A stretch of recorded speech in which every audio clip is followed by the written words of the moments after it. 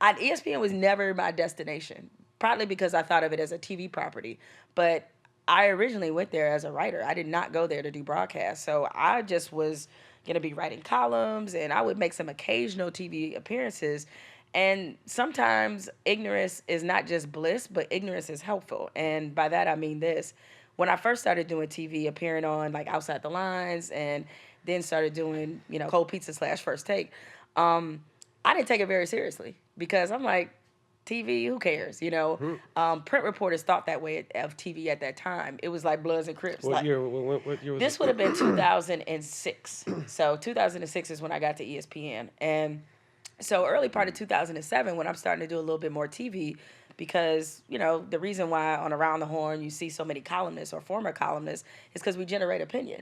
And so they want to put people on TV who have things to say. And so, I didn't take it seriously at all. And I was thinking, that's why it allowed me to always be myself on TV, because I didn't know what I didn't know. Right. So I'm just on there kicking it as far as I'm concerned. And I guess it kind of worked. And next thing I know, other shows started to call too. And I'm on Jim Rome is Burning, and then sports reporters Around the Horn. And so I was just going through the cycle. You guys know how it is, being there where you're on one show and next thing you know, you're on 50 shows. And so I look up a couple years into my deal, and TV is literally 50% of what I do. And the thing that made me realize that this is something I needed to put all of my energy into. There were a lot of changes going on at ESPN.com. That was one part of it. The other part was Matt Lauer got paid in my first or second year at ESPN, and he got $25 million a year. And I'm like, they actually would pay somebody on TV that much money? Who? Matt Lauer, man, he was making bank. And then I started doing a little more research and just picking up, some conversation at the water cooler whenever I would go to Bristol, because at that point I didn't have to live there full time. And I was just like, man, people really on TV making millions of dollars. This is crazy. Well, now my focus must shift. So I just made a financial decision. It was something I was already comfortable with. So, why not try to pursue it, full time? And that led into, in part, Mike and I linking up, because he got to ESPN maybe a year or two before I did. But we met when we were both print reporters. But that led to us linking up and creating His and Hers, and then SportsCenter, and the rest, as they say, is history. Tell us a little bit about your guys' launch together with the 6 o'clock. Well, it's a great lesson, just in the sense of it goes along with grass is not always greener. And also goes along, sometimes you don't know how good you have it till it's already gone. And when we got the promotion to SportsCenter, it wasn't one that we asked for. They came to us and asked us to do the 6 o'clock SportsCenter.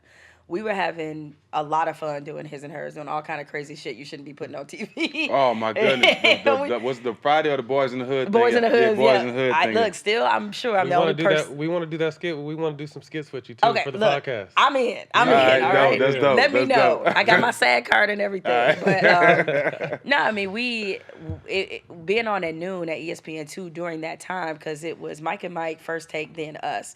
And at one point, it was Sports Nation and Highly Questionable. So it was branded as the opinion, kind of fun network within the ESPN, family. Then so you went to the major leagues. That was the only fun show. Everything else was just straight ahead sports. Y'all show was fun. We tried to get crazy. Yeah, y'all show was fun. Yeah, I'm pretty sure I'm the only person in ESPN history to ever drink a 40 on TV. That By was far. a real 40. By far. Okay? By far. I was like, I made one of the production assistants. You're a legend for that alone. Man, I was like, go to the store. I need a real 40. Come on, man. Because I got to sell this, right? Yeah. But so we were in our creative space. They let us do whatever we wanted, and the audience really loved it. It drew the attraction of the folks that run SportsCenter. They were looking at that time to kind of shake up SportsCenter a little bit, make it more personality branded. They started with SVP, giving him his own SportsCenter, and so now they wanted to try to recreate that, but recreate it at 6 o'clock. So we go from Studio N. I'm not going to tell y'all what we used to say N stood for, but y'all can guess. So we were from Studio N, which we used to affectionately refer to as the projects, because it's like a box, makeshift desk. We in there selling tapes out the trunk, getting this daily TV grind on. Studio N was the Carter. Yeah. We was the Carter apartments, right? All we're missing is the lookout on the roof. That's that was it. Chris Rock. That's it. So exactly. So, but we were given total creative freedom and autonomy. We go from that to a $17 million studio cross campus in the new building, the digital center. And it's got all the bells and whistles, super fancy. Overnight, our staff triples.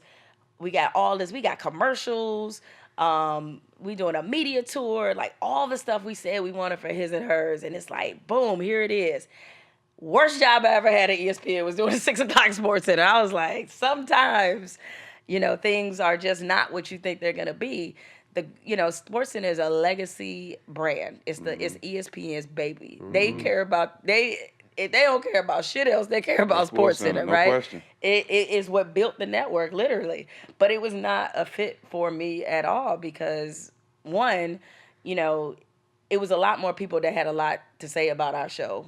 And they didn't know what the fuck they was talking about. And that was a problem, right? So creatively, we're used to being able to have our own space and autonomy. And frankly, we had earned that right. Right. And suddenly, it's like, as Mike used to say all the time, we got all these cooks in the kitchen and don't nobody know how to make a meal.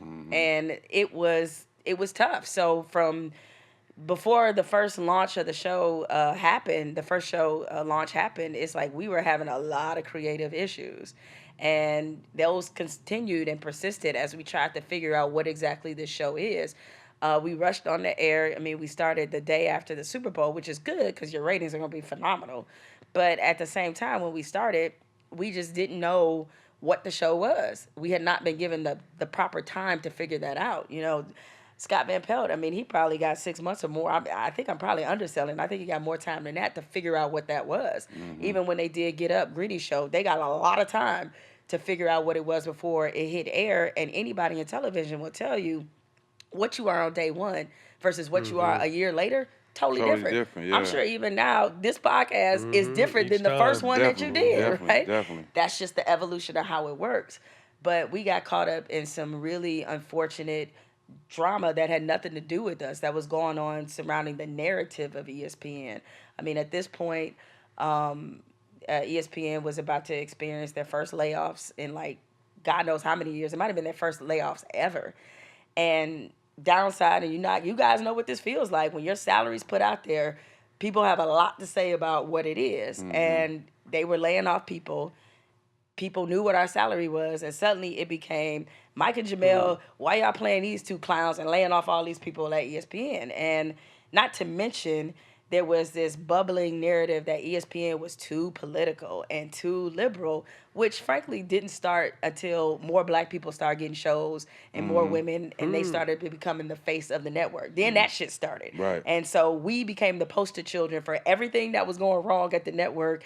And this is in our first couple months. If you go back and look at some of the shit that was written about us, I mean, not only was some of it racist, but it was just like we were just caught up in this narrative of bad headlines that we just could not get from up under. So all this is happening.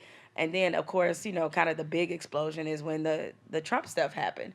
And even though I eventually left SportsCenter, I didn't leave SportsCenter because of Donald Trump. I left SportsCenter because I wasn't happy. And that happened before that situation ever even materialized.